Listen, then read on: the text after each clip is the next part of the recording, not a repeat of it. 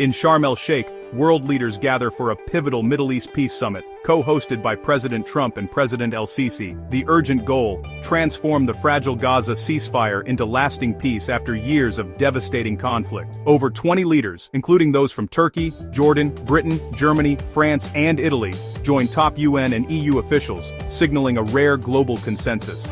Palestinian Authority President Mahmoud Abbas's attendance is crucial, as the summit aims to address core grievances and explore a two-state solution. The recent release of Israeli hostages by Hamas has created a rare window of hope, making this summit's timing critical. President Trump seeks to leverage this momentum, aiming to turn a temporary truce into a comprehensive peace framework. The summit is not just about ending violence, but about envisioning a new era of coexistence and security for the region. For the first time in years, the world's attention is focused on the possibility of real change in the Middle East. Notably absent is Israeli Prime Minister Benjamin Netanyahu, whose decision to skip the summit has sparked debate. Officially, Netanyahu cites a scheduling conflict with the Jewish holidays, but critics argue domestic politics are at play. Opposition leaders accuse him of prioritizing personal interests over national security at a critical moment. With Israel's political landscape deeply fractured after years of war, Netanyahu faces pressure from his right-wing coalition. Attending a Trump-led summit could force him into uncomfortable public positions on Gaza and Palestinian statehood. His absence leaves a void, allowing others to shape the narrative and raising questions about Israel's direction. While Israel is represented by other officials, Netanyahu's choice signals shifting priorities and intensifies speculation about his leadership. The summit's dynamic is altered, underscoring the complex interplay between domestic politics and international diplomacy. The summit's immediate focus is to secure the Gaza ceasefire and prevent a return to violence. Leaders are negotiating security guarantees, border controls, and urgent humanitarian aid for Gaza's recovery. But ambitions go further. The Trump administration aims to expand the Abraham Accords, normalizing ties between Israel and more Arab nations. The hope is that shared economic and security interests can foster lasting regional stability.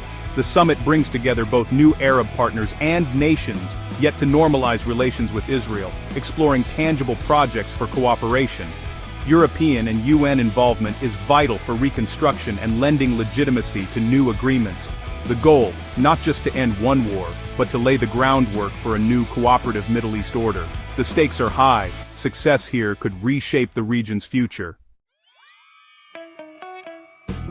Amid the summit, speculation swirls about Indonesia possibly normalizing relations with Israel, a potential game-changer. Indonesia, the world's largest Muslim-majority nation, has long supported the Palestinian cause and avoided ties with Israel. Recent remarks by President Prabowo Subianto, including a call for Israel's security and a public shalom, hint at a shift. Rumors of a historic visit to Israel were denied, but the mere discussion signals changing regional dynamics.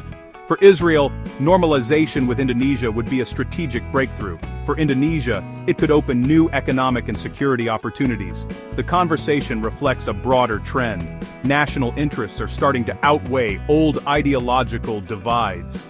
The region's alliances are in flux, and pragmatic engagement is on the rise. The Sharm el-Sheikh summit marks a turning point, with leaders seeking to move beyond endless cycles of violence. The immediate challenge is securing peace in Gaza, but the summit's true test is building a durable regional order. Netanyahu's absence highlights deep divisions, while the possibility of Israeli-Indonesian normalization signals new opportunities. The Abraham Accords have shown progress is possible, but the core Israeli-Palestinian conflict remains unresolved. Real peace requires addressing Palestinian aspirations, not just forging new alliances. The week's events, hostage releases, shifting alliances, and political maneuvering are all pieces of a complex puzzle. The future hinges on whether pragmatic cooperation can overcome entrenched conflicts. The next chapter for the Middle East is being written now, but its outcome remains uncertain.